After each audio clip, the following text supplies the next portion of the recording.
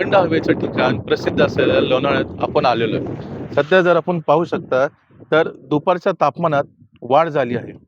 या उष्णताचा परिणाम लोणावळ्यातील टाटा धरणातील पाणी साठ्याने तळ गाठला आहे. सर्वात जास्त पावसासाठी प्रसिद्ध असलेल्या मावळ तालुक्यातील अनेक धरणे 100% भरली होती.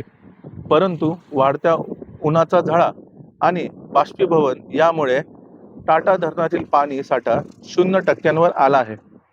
मागील वर्षी जुलै अखेर टाटा धरण 100% भरले होते, जेणेकरून या धरणाच्या सांड्यावरून पाणी इंद्रायणी नदीच्या पात्रात सोडण्यात आले होते. तर दुसरीकडे टाटांच्या वळवण धरणातील पाणी साठा कमी होऊ लागला आहे. त्यामुळे नेहमी सुंदर दिसणारे हे टाटा धरण सध्या ओस पडले आहे. LS मराठीसाठी आकाश कानापुरम, लोणावळा.